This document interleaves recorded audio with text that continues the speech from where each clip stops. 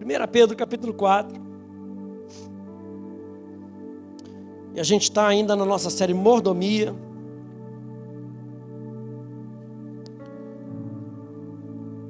A gente terminou nossa última série, que eu quero relembrar isso em você, que o ano de 2024 é o ano da vitória sobre as oposições.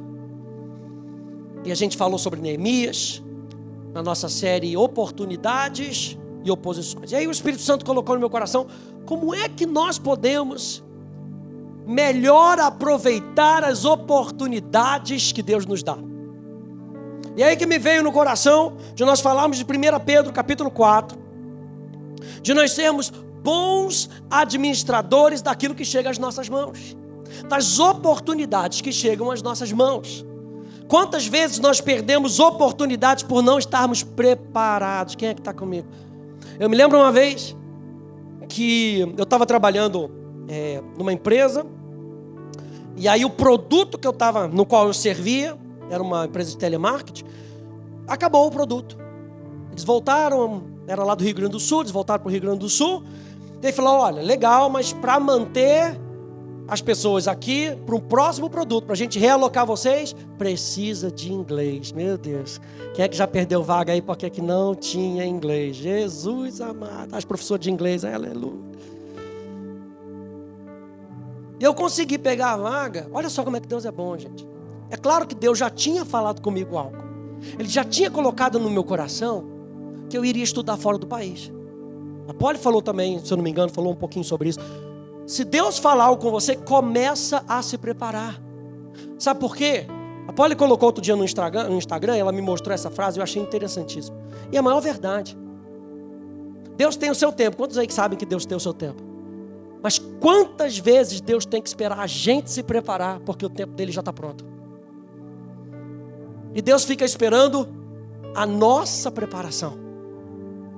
E eu me lembro que eu tinha o inglês, não porque eu estava trabalhando, eu queria melhorar no trabalho, porque Deus tinha falado comigo, você vai estudar fora do país. Então eu comecei a estudar inglês, e eu estudava inglês no sábado, estava todo mundo jogando bola, e eu estava onde? Estudando o meu inglês no sábado de manhã, das 8 ao meio-dia, estava lá, e a pé. E aí como Deus vai juntando as coisas, você vê que o que eu estava querendo é estudar fora. Aí Deus vai usando aquilo que você colocou diante dele. E ele fala, bom, para você se manter nesse trabalho, você precisa do inglês. Aí fiz o teste do inglês, passei. Continuei. E foi tão de Deus, gente, que quando foi a época de eu ir para estudar na África do Sul, eu falei, caramba, e agora? Tem que pedir demissão, aí você pede demissão, pede uma dinheirama, coisa e tal, parará. Aí eu fui falar com o meu supervisor. Olha só a questão do bom testemunho também. Fui conversar com o meu supervisor, ele falou, não esquenta. É política da empresa não mandar embora. Por quê? Porque se a empresa manda embora, ela que tem que arcar com os custos. Mas nós vamos te mandar embora.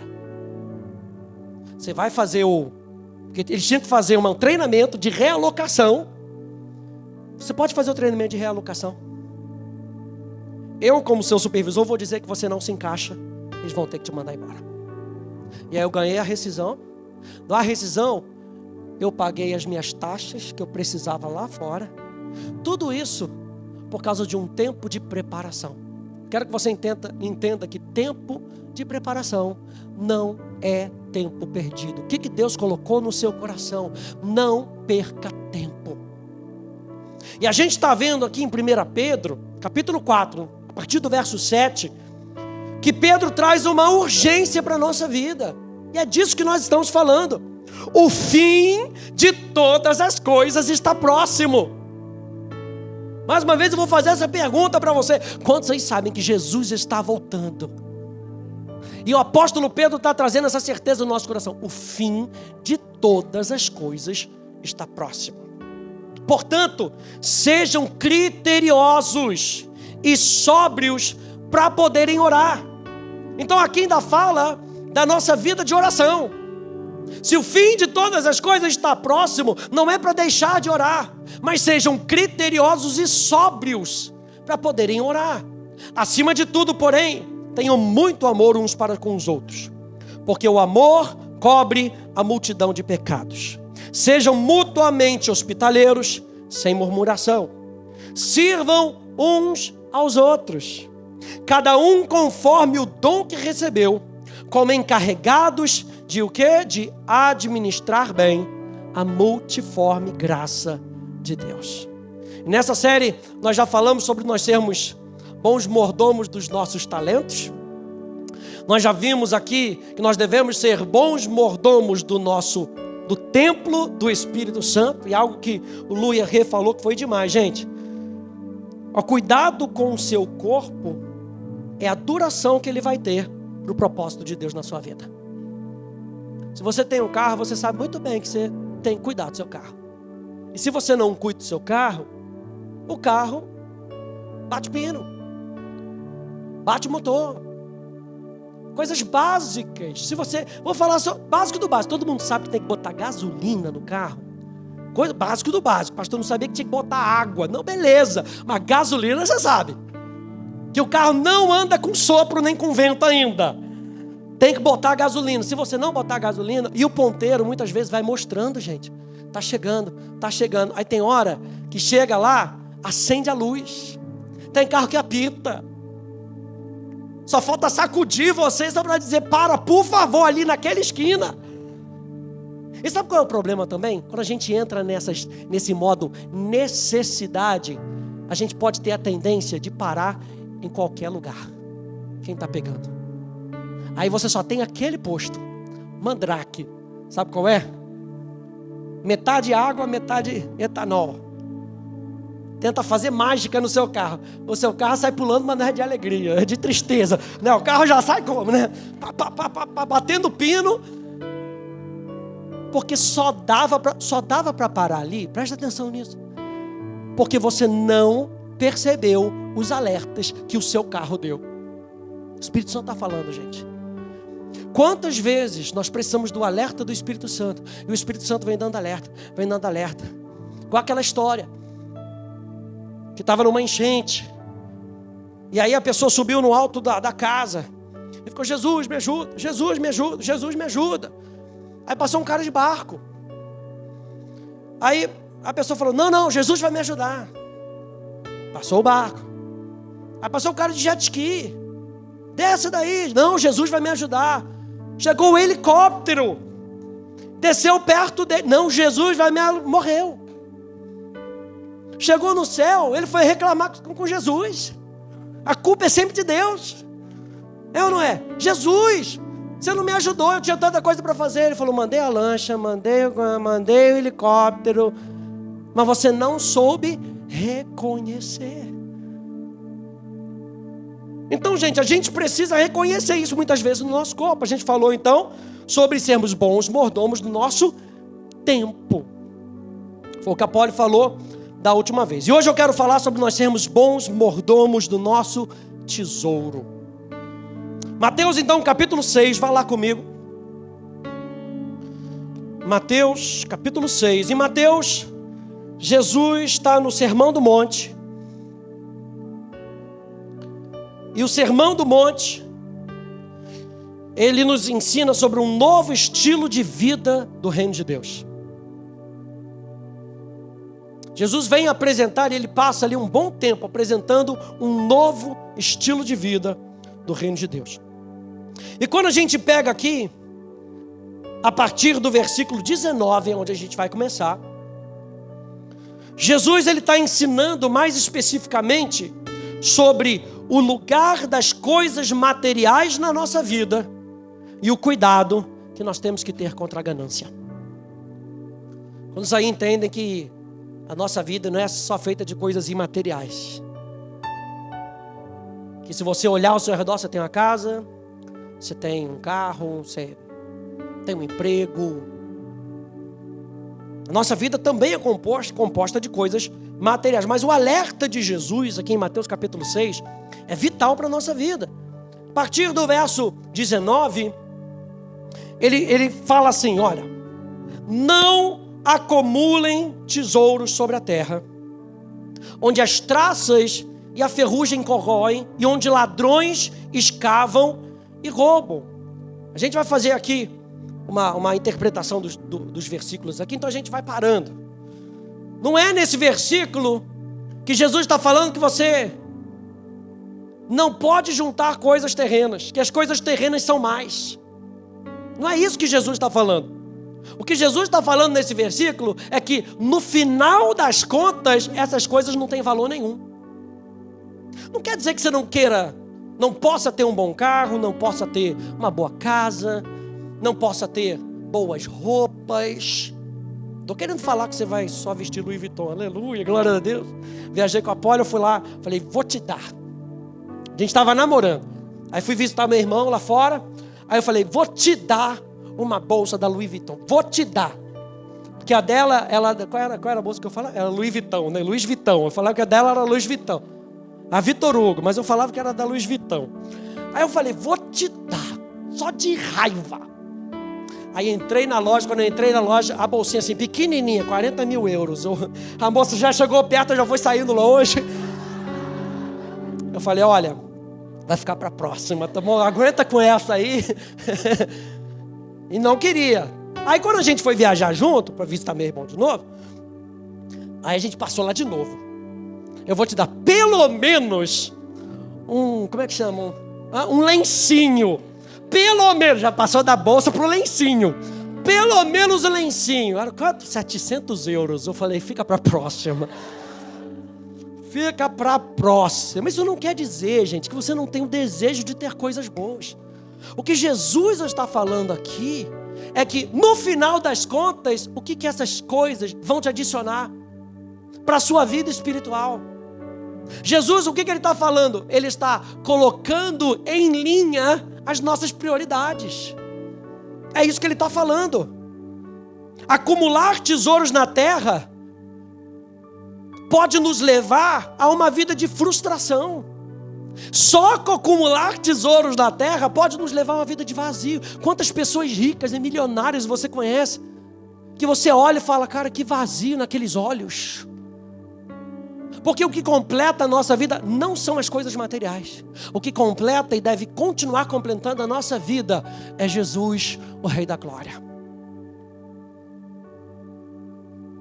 Tem um teólogo chamado D. Campbell Morgan, ele diz, o mestre não diz que é errado possuir tesouros terrenos. Ele diz que é errado guardar isso para si mesmos. Devemos mantê-lo como administradores. Minha pergunta é, o que você tem é de Jesus? Ou é metade meu, metade dele? Ou é, nisso aqui Jesus não mexe? É disso que Jesus está tratando nessa passagem de Mateus capítulo 6, verso 20. Então ele traz o contraponto, ele fala, ajuntem tesouros no céu, onde as traças e a ferrugem não corroem, e os ladrões não escavam nem roubam. O que Jesus está falando? Ao invés de gastar a sua vida correndo atrás do dinheiro, bota o foco naquilo que é eterno. E nós vimos aqui há duas pregações atrás. Será que o nosso foco está sendo naquilo que é eterno? Lembra da cordinha, do vídeo da cordinha? A gente está tão preocupado na ponta da corda que a gente se esquece que a eternidade é uma vida inteira com Jesus. E é isso que Jesus está falando. Jesus está falando então dos prazeres da eternidade. Quando você pensa na volta de Jesus, você pensa no prazer da eternidade, ou você pensa, para quem vai ficar minha casa? Igual como os egípcios faziam. Os egípcios, para poder enterrar as pessoas, enterravam, sabe, das pirâmides? O negócio das pirâmides é o seguinte, você consegue entrar na pirâmide, você vai pegar um sarcófago lá, está cheio de riqueza. Porque o faraó não podia passar dessa para a próxima sem levar o que ele tinha. Porque na teologia deles, eles aproveitariam do que eles tinham na próxima vida. Jesus está querendo dizer, na próxima vida, a vida com Ele, e garanta que você vai passar a eternidade com Ele, essas coisas terrenas não vão fazer sentido. Dinheiro, bens, prata e ouro não fazem sentido no céu. O que faz sentido no céu? A nossa vida diante da presença de Deus. A nossa vida para adorar a Deus. A nossa vida para servir a Deus. O quanto nós servimos a Deus nessa terra. Eu quero chegar lá no final, como nós falamos, e Deus, diante da presença de Deus, e Ele fala: servo bom e fiel, entra no gozo do teu Senhor, entra no prazer do teu Senhor. Qual é o prazer do meu Senhor? É ter estado comigo, é passar a eternidade comigo. Você sabia disso? O prazer de Deus é saber que você vai passar a eternidade com Ele. Esse é o prazer de Deus. Ele te ama tanto, Ele te valoriza tanto. Verso 21: porque onde estiver o teu tesouro, aí também está o teu coração. O que Jesus está falando aqui? Que você só pode ter o seu tesouro e o seu coração num lugar só. Não dá para dividir. O apóstolo Tiago vai dizer, vai falar de um homem de ânimo dobre, de mente dividida. Não pense que ele receberá qualquer coisa do Senhor. Jesus está falando, vamos colocar as coisas em perspectiva. As coisas terrenas, você até pode ter, mas essa não deve ser a sua prioridade. Porque aonde está o seu tesouro, aí está o seu coração. Quer saber onde é que está o coração de uma pessoa? Vê o que ela mais entesoura, o que é mais precioso para ela. Aí você vai ver onde o coração, e é isso que Jesus está falando. O coração e o tesouro devem estar no mesmo lugar. E aí na continuação, olha só que interessante, porque aqui na Bíblia geralmente você tem aqui determinados tópicos, né? E parece que Jesus quebra o discurso. Não, mas uma coisa está ligada à outra. Nos próximos 2 versos, quando você pega o verso 22 e o verso 23, Jesus explica que a maneira como nós olhamos para a vida, ou a maneira como nós olhamos para os recursos materiais, vai determinar o que você permite entrar no seu coração. Verso 22, leia comigo. Diz assim: os olhos são a lâmpada do corpo. Lembra que ele ainda está falando sobre coisas materiais e onde está o nosso coração. Os olhos são a lâmpada do corpo. Se os seus olhos forem bons, todo o seu corpo será cheio de luz. E a expressão olho bom, ou em outras versões, um olho singular. O olho singular é aquele que olha para o alvo. Não é aquele olho que olha cada um para o lado. Se você tem miopia ou astigmatismo, você sabe quão difícil é se você não tiver o seu óculosinho. Eu e você precisamos, então, Jesus está falando, mantenha o foco olhando para uma só coisa. Não permita que o mundo, como a gente falou, não permita que o mundo coloque diante de você outras alternativas. Qual foi o problema de Adão e Eva? Eles aceitaram uma outra alternativa. Certa vez eu falei aqui que para Deus, para a gente viver pela fé com Deus, não existe plano B. Jesus tem uma vontade para mim e para você. Ele não tem 10 opções. Bom, se ele não fizer isso, talvez isso aqui, ele tem uma. Nós é que temos que nos adequar a ele. E aí o que acontece? Satanás vem para trazer outras alternativas. A gente anda na estrada e às vezes dá uma frustração, porque não tem retorno. A gente anda quilômetros e quilômetros e quilômetros porque não tem retorno. A vida com Deus, gente, é para a gente botar a mão no arado e não olhar para trás. Quem está comigo? Não tem retorno. Diga aí para o irmão que está do seu lado: não desista, não tem retorno. E como Satanás coloca isso diante de nós? As propostas do mundo. E muitas vezes nós caímos por causa da cobiça dos nossos próprios olhos. Por quê? Porque aquilo é tão entesourado por nós. Eu gosto tanto daquilo. Aquilo foi o que eu sempre quis na vida. Preste atenção nisso. Quando você aceita Jesus, você tem que se acostumar a negar as coisas desse mundo. Jesus diz para a gente se tornar discípulo dele. A gente não se torna discípulo dele se a gente não aprender a negar as coisas desse mundo. Negue-se a si mesmo, tome a sua cruz. E a expressão tomar a sua cruz é: aceite que você precisa morrer para você mesmo. Aí vem e me siga. Ou seja, não dá para olhar para as coisas do céu e da terra ao mesmo tempo e manter uma vida focada. Não dá para a gente ter duas perspectivas. Não dá para a gente amar o céu e a terra ao mesmo tempo.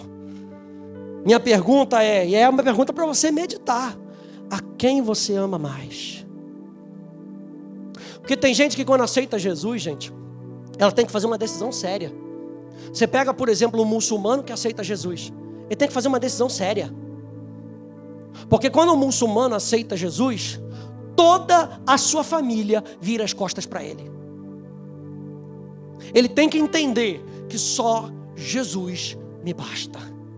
E aí quando o apego dele é a Jesus, Jesus coloca ele numa outra família e dá para ele uma outra família. Aquilo que você vai abrir mão, Deus vai suprir na sua vida. Ele nunca deixou o justo desamparado ser, nem a sua descendência mendigar o pão. Aquilo que você coloca diante dele, abra a mão, confia nele e deixa ele fazer o resto. Isso é o nível, isso é um nível de cristianismo que eu e você temos que nos acostumar a viver.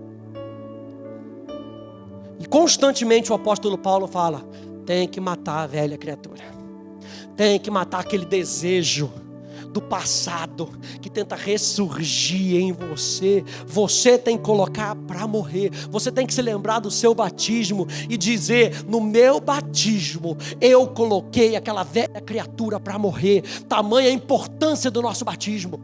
Batismo não é entrar na água, sair, entrar seco, sair molhado. É uma declaração pública do meu relacionamento com Deus.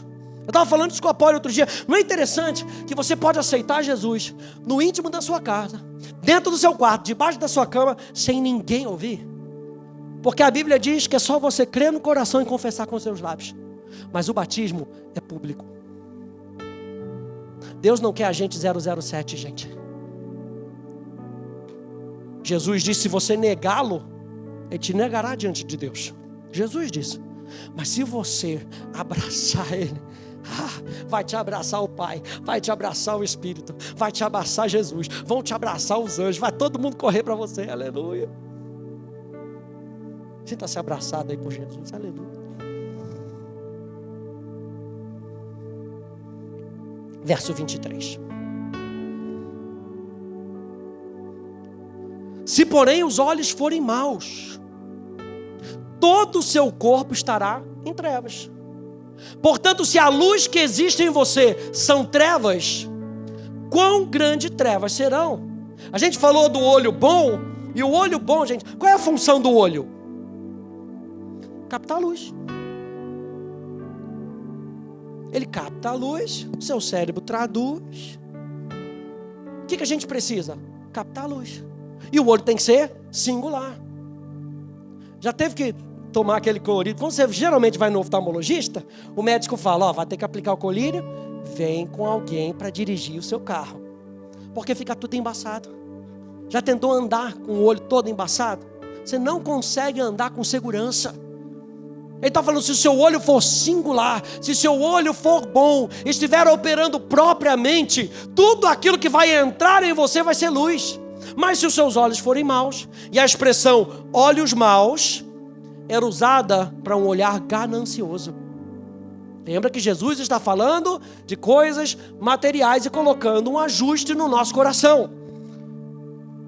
É uma expressão usada para um olho ganancioso, ou uma disposição invejosa focada em mim. Então o que Jesus está falando? Os olhos bons estão focados nas coisas do Senhor. Os olhos maus estão focados em mim. Só em mim.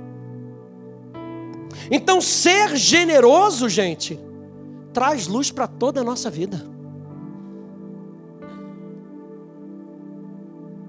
O nosso modo egoísta, o nosso modo mesquinho, acaba lançando trevas sobre tudo que nós pensamos, sobre tudo que nós fazemos. Sabe, eu e você somos filhos de Deus. Quando você tem a certeza de que você é um filho de Deus? Então você tem um pai e você tem uma herança.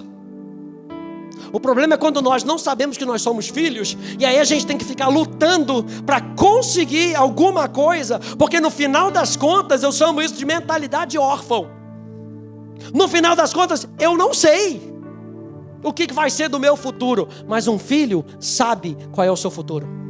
E principalmente nesse contexto judaico, o filho sabia que se ele fosse uma pessoa madura, ele seria um administrador das coisas do Pai.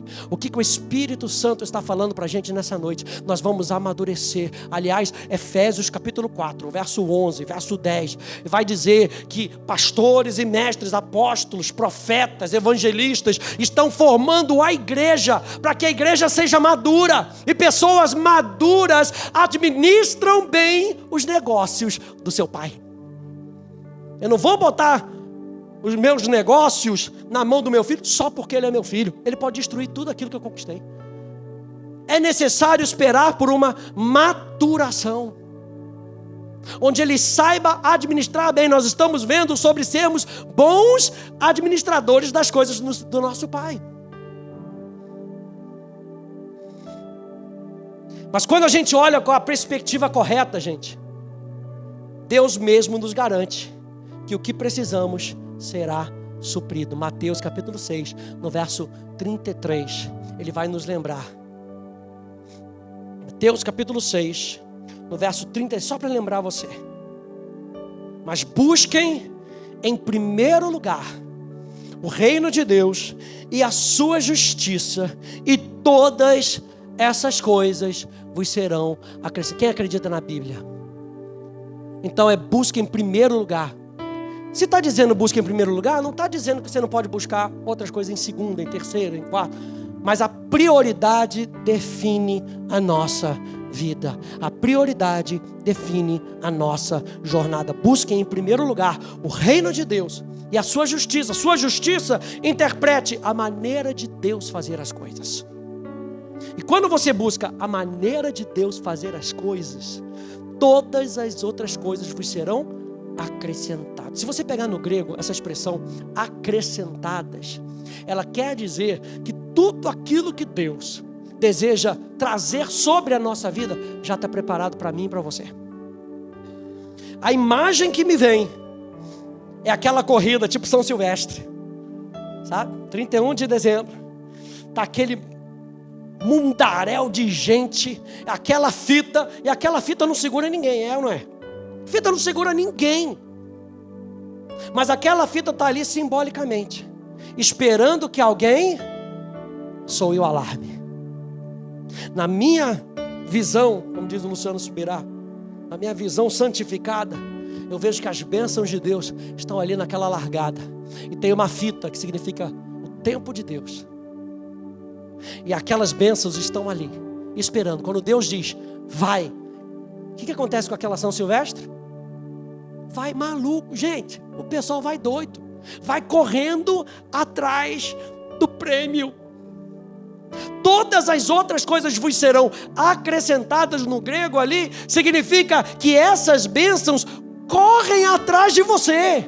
Ora, bondade e misericórdia certamente, alguém diga certamente, certamente me seguirão todos os dias da minha vida. Mas por quê? Porque você fez do Senhor a sua habitação. Em primeiro lugar, o Senhor, Ele é o Altíssimo. Eu fiz dele o meu esconderijo.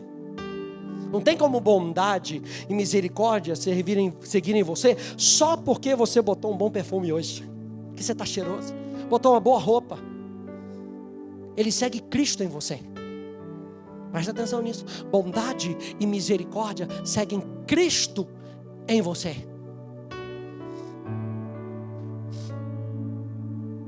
E que muitas vezes a gente olha para isso e a gente fala, não, isso aqui é só uma parte da minha vida. Parte material Jesus não toca. Dízimos? Não, isso aqui Jesus não toca. Ser ofertante? Não. Ser generoso? Não, isso aqui é uma parte. O que Jesus está falando? essa é uma parte muito importante da sua vida. Porque a maneira como você olha para isso é a maneira como você anda em luz ou em trevas. Jesus que está falando, Mateus capítulo 6. No verso 24 então, o que ele diz? Ele diz: ninguém pode servir a dois senhores, porque ou irá odiar um e amar o outro, ou irá se dedicar a um e desprezar o outro. Vocês não podem servir a Deus e às riquezas. Mais uma vez, o que Jesus está falando? Onde está o seu coração? Algumas pessoas interpretam que, em algumas versões, riqueza está traduzido como mamon, e que mamon era o nome de um deus pagão. Uma outra possibilidade, que eu acho que é muito plausível, é que Jesus está fazendo um joguete de palavras. Mamon, ou a palavra mamonás, de uma raiz caldeia, significa confiança. Muito possivelmente o joguete que Jesus está fazendo é com a palavra amon, aman, mamon, aman, porque aman significa confiança em hebraico. Ou seja, mamon pode significar aquele em quem se pode confiar. Um joguete de palavras que Jesus está fazendo. Qual é a pergunta que Jesus está querendo fazer aqui? Em quem você confia? Em quem você tem confiado? E a questão aqui, gente, não é o dinheiro. É isso que eu quero que você entenda, gente. Jesus não está chutando o pau da barraca, dizendo que você não precisa andar com dinheiro. Não ande com a carteira vazia, porque se você andar com a carteira vazia, na hora que você chegar, eu vou encher sua carteira. Aleluia. Não é isso que Jesus está fazendo. O problema aqui não é o dinheiro. Veja Provérbios 3:9. Ele diz: honre ao Senhor com os seus bens, com as suas coisas materiais e com as primícias de toda a sua renda, aquilo que chega para você. Jesus não está falando que o problema é o dinheiro, ele está falando: honre ao Senhor com o seu dinheiro. 1 Timóteo capítulo 6, verso 9 e verso 10 diz: mas os que querem ficar ricos caem em tentação. Jesus mais uma vez tentando alinhar o nosso coração. Os que querem ficar ricos caem em tentação, em armadilhas e em muitos desejos insensatos e nocivos, que levam as pessoas a se afundar na ruína e na perdição. Mas olha como é que ele complementa: porque o amor ao dinheiro. Você já pegou aquela faquinha lá na sua casa, aquela faquinha tramontina, e aí você olhou para ela e falou: que maldição esse negócio. Imagina que uma pessoa pode usar isso aqui para matar alguém. Aí você joga fora. Aí você pega um palito. Fala: imagina que aquele cara dos filmes ninja, ele consegue matar alguém com um palito. Joga o palito fora. O problema não é o palito, o problema é o que é feito com o palito. O problema não é a faca tramontina, o problema é o que é feito com a faca tramontina. É o que Jesus está falando. O problema não é o dinheiro, gente. Não são as coisas materiais. Mas onde está o seu coração? O amor ao dinheiro é a raiz de todos os males. Alguns nessa cobiça se desviaram da fé e atormentaram a si mesmos com muitas dores. Meu Deus, que coisa triste. Então dinheiro, gente, riquezas, são coisas que possuímos, mas não podem nos possuir. E como é difícil, gente. Você junta um bocadinho de dinheiro, você acha que é seu, e aí Jesus fala. Outro dia a gente estava lá no Remir, ele estava falando lá sobre os missionários. Cara, legal, missionários, amo. Glória a Deus. Aí eu tenho um investimentozinho, coisa e tal. Aí Jesus falou assim: dá aquela quantia. Primeira coisa que as pernas já... Eu estou sentado, mas as pernas já tremem. Fala: mas se eu der, não vai completar o que eu preciso lá na frente, para aquele sonho, para aquilo, coisa e tal. Você acha que Jesus falou de novo? Falou não. Ele falou uma vez, às vezes. A decisão é sua. E eu aprendi com o pastor Hélio. Principalmente com dinheiro. Quando Deus fala, faz logo. Porque não deu 5 minutos, eu já estava querendo desistir.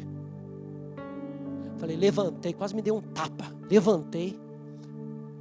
Fui lá, peguei meu cartão de crédito. Aleluia. Falei, dei no cartão de crédito, mas dei. Acabou logo com a história. Sentei, virei para a porta e falei, eu dei tanto. Ainda meio esperançoso que o negócio fosse bater e voltar, né? Meu Deus. Dei tanto. Pronto, acabou a história, já está dado, dei está dado.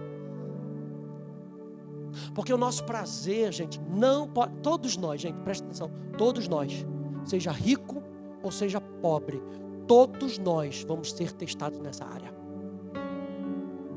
O que são 100 mil para Jesus? Não é nada. O que é R$2 para Jesus? Não é nada. Aí você fala assim, R$2 para mim é muito. Tá, o problema é quando é tudo.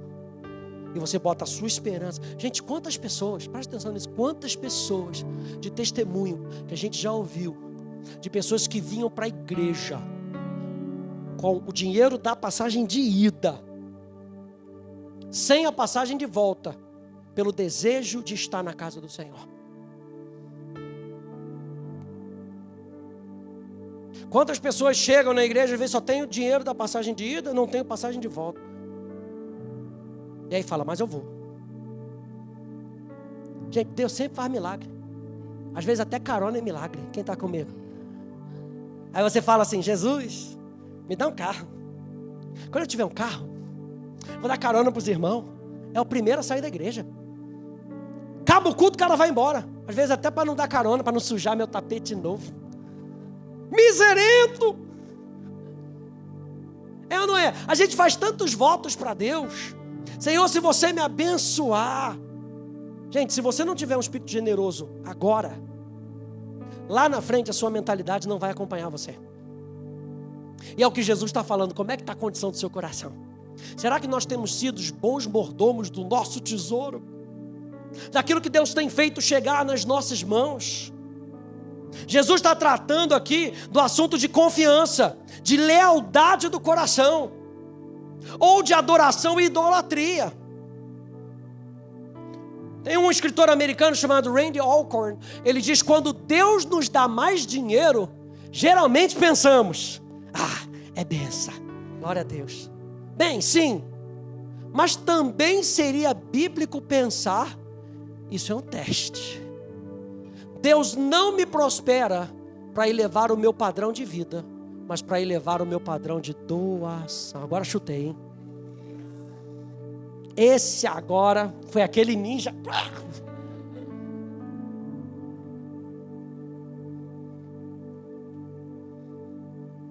Não é preciso ser rico, gente, para servir riquezas.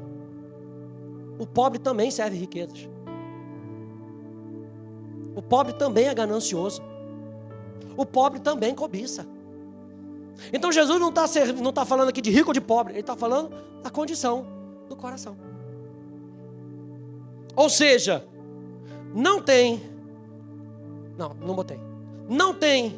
como sermos bons discípulos de Cristo ou bons mordomos espirituais se não tratarmos bem a maneira como conduzimos a nossa vida financeira para a glória de Deus. O que Jesus está falando nesse texto? Sua vida financeira, seus bens materiais importam, porque podem demonstrar a condição do seu coração. É aí que Filipenses capítulo 4, no verso 18, vai dizer, recebi tudo e tenho até de sobra. Estou suprido desde que Epafrodito me entregou o que vocês me mandaram. Está falando de recursos financeiros, o apóstolo Paulo. Ele está falando que esses recursos financeiros que chegaram até mim são uma oferta de aroma agradável, um sacrifício que Deus aceita e que lhe agrada. Como é que estão a nossa vida financeira, os nossos bens materiais? Tem adorado a Deus? Tem servido os propósitos dele? Ou tem servido os nossos próprios propósitos? Para você pensar nessa noite. Gente, quando a gente aceita Jesus, a Poli falou isso aqui muito bem, acabou a nossa vontade, acabou a nossa opinião. a gente tem que aceitar que a opinião dele é melhor, que a vontade dele é melhor. Que é melhor viver no fruto do Espírito do que nas obras da carne. É melhor abrir mão daquela minha velha identidade que eu era para pegar a identidade que ele tem para mim. É muito melhor, gente. É muito melhor a gente pensar num padrão bíblico. E a gente ter todas as áreas da nossa vida sendo tocadas pelo Espírito Santo. Eu e você, eu quero que você entenda, chegue no final dessa série, você entenda que você é mordomo daquilo que Deus faz chegar na sua mão. A pergunta é, nós estamos sendo bons mordomos ou maus mordomos? A gente precisa pensar nisso.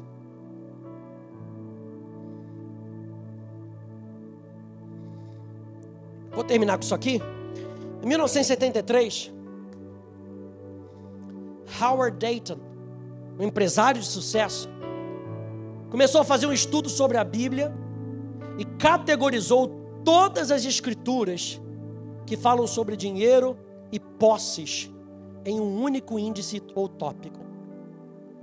O resultado que ele chegou é que existem 2.350 passagens bíblicas que falam sobre o dinheiro e o uso que nós fazemos dele. Gente, 2.350 passagens bíblicas. Sabe quantas vezes a Bíblia fala sobre fé? 500. Jesus tinha muito a dizer sobre o dinheiro. Quase 15% de tudo que Jesus falou estava relacionado a dinheiros e bens. Para você ver que nada da nossa vida fica de fora do reino de Deus. Quando Ele comprou você por completo. Ele não comprou você e falou, sua carteira fica de fora. Só administra aqui essa carteirinha, aqui você faz o que ela quiser. Ele falou, eu comprei você por completo. 16 das suas 38 parábolas tratavam do tema dinheiro. O único assunto sobre o qual Jesus ensinou mais do que dinheiro foi o reino de Deus. Por quê? A nossa vida financeira tem que estar debaixo do fundamento do reino de Deus. Não dá, presta atenção, olhem para mim, não dá para parte da nossa vida estar debaixo do reino de Deus e a nossos bens materiais estarem debaixo do reino de Satanás, do império das trevas. Ele nos transportou do império das trevas para o reino do Filho do seu amor. Toda a nossa vida, diga toda a minha vida. Então, rapidinho, para te ajudar a crescer como um adorador de Cristo e não de dinheiro, aqui vão algumas dicas. Me dê mais um tempinho. Número 1. Jesus é o seu tesouro. Alguém pode dizer comigo, Jesus é o meu tesouro. Diga mais uma vez, Jesus é o meu tesouro. Vá um pouquinho mais para frente, Mateus capítulo 19.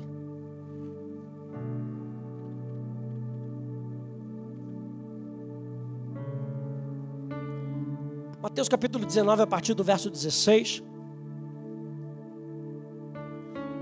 Minha pergunta é, será que é Ele que nós amamos acima de tudo?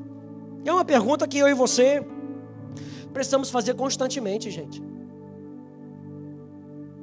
Mateus capítulo 19, a passagem do jovem rico, diz, e eis que alguém, verso 16, aproximando-se de Jesus, lhe perguntou, mestre, que farei de bom para alcançar a vida eterna?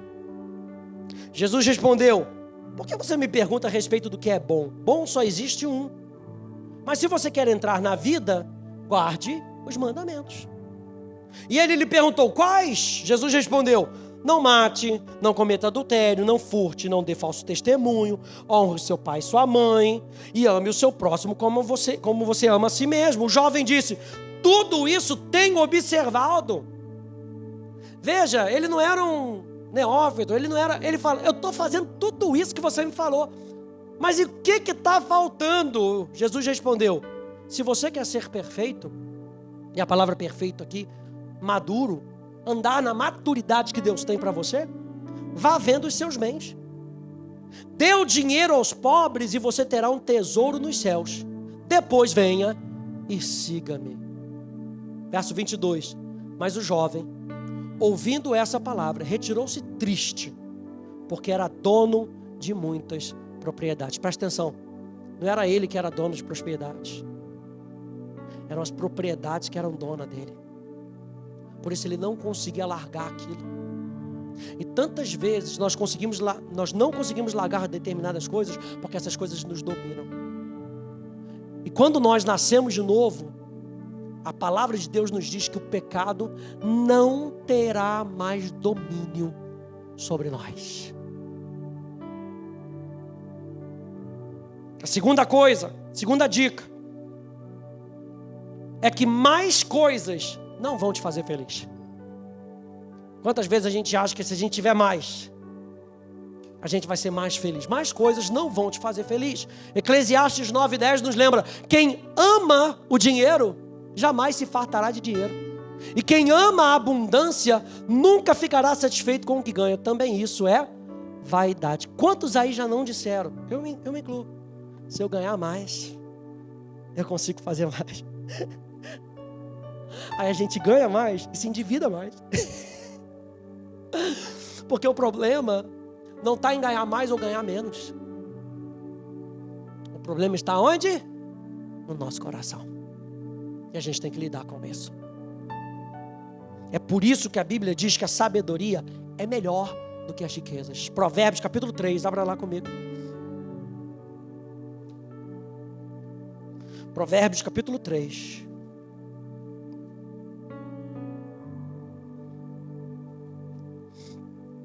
Do verso 13, a partir do verso 13, Salomão diz assim: feliz é quem acha a sabedoria, feliz é aquele que alcança o entendimento, porque o lucro que a sabedoria dá é melhor do que o lucro da prata, e a sua renda é melhor do que o ouro mais fino. A sabedoria é mais preciosa do que as joias, e tudo que você possa desejar não se compara com ela. Em sua mão direita ela oferece vida longa, em sua mão esquerda ela tem riquezas e honra.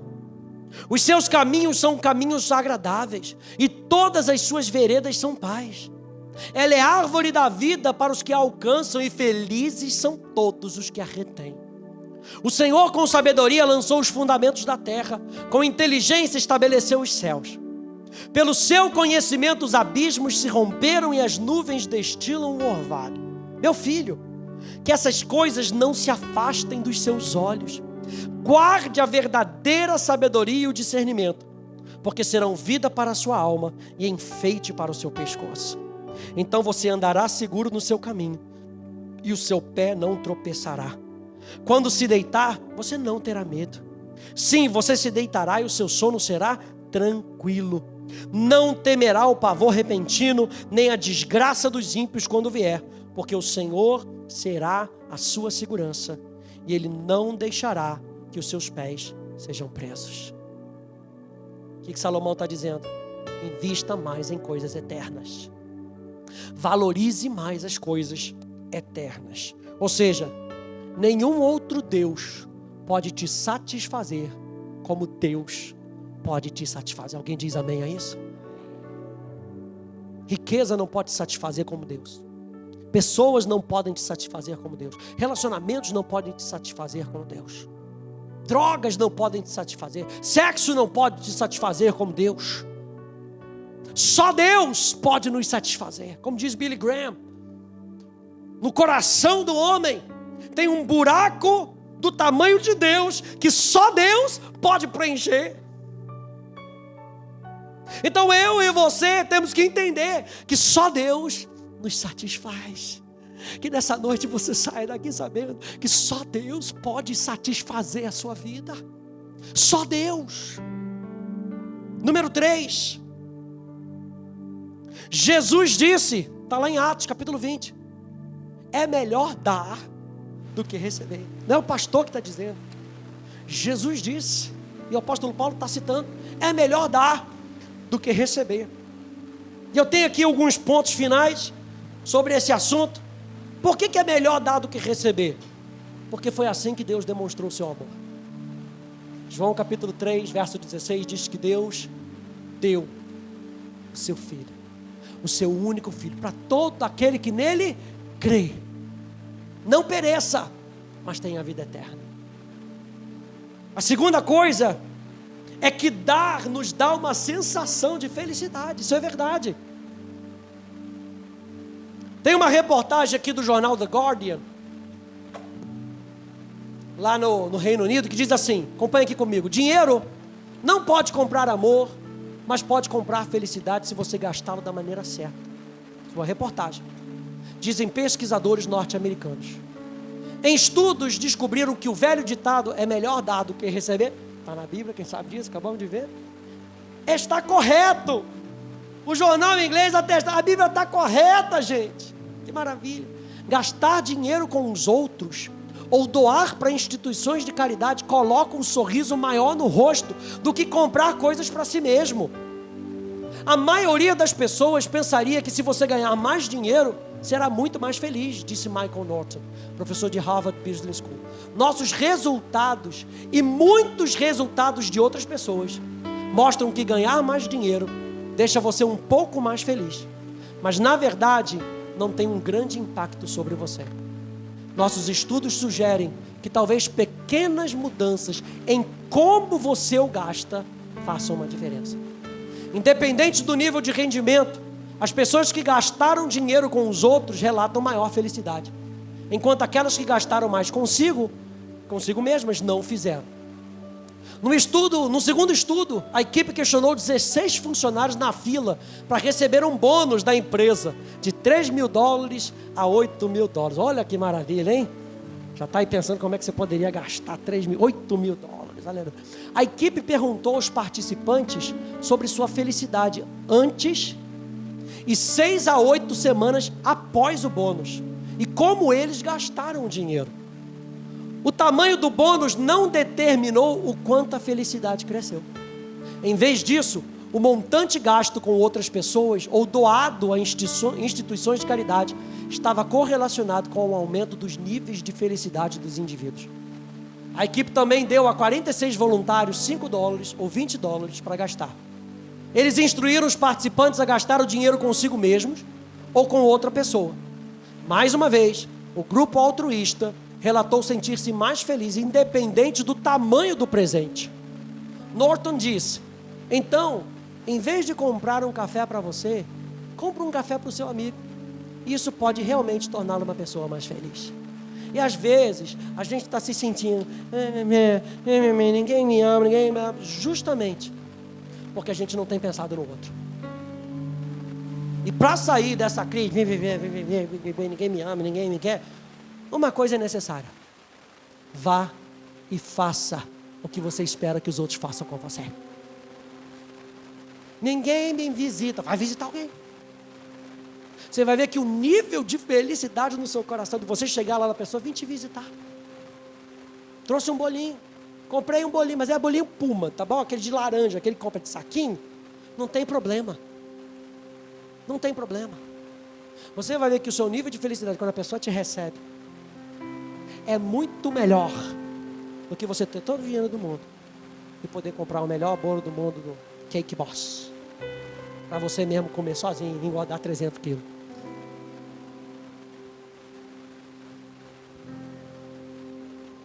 Dar é a maneira como Deus abençoa outros. Presta atenção nisso.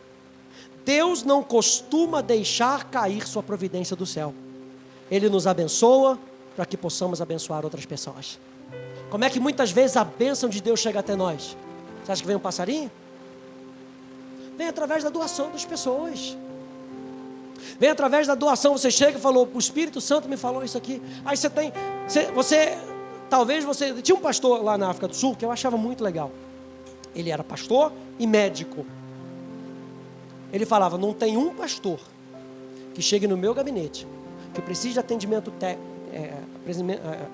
médico que eu cobre a ele. Ele falou: eu não cobro de pastor. Generosidade. Poderia cobrar? Claro que poderia, ofício dele. Mas é uma decisão do coração. E às vezes você acha que você está abrindo mão de algo que você está perdendo. Com o Espírito Santo você nunca perde. Na generosidade você nunca perde. Você está só fazendo aquilo que Jesus falou: é melhor dar que receber. Dar, presta atenção nisso, outro estudo bíblico, dar nos ajuda a viver mais. A revista Health Psychology publicou um estudo em 2012 que descobriu que as pessoas que se voluntariam regularmente vivem mais. Mas havia um porém. Tinha que ser por razões altruístas. Ou seja, pensando mais no outro do que em si. Se alguém se voluntariou por qualquer motivo, além da alegria de dar, isso não trouxe os mesmos benefícios à saúde a longo prazo. Estudo científico. Dar com alegria, você sabe, agrada a Deus. 2 Coríntios 9:7. Cada um contribua segundo tiver proposto no coração. Não com tristeza ou por necessidade, porque Deus ama quem dá com alegria.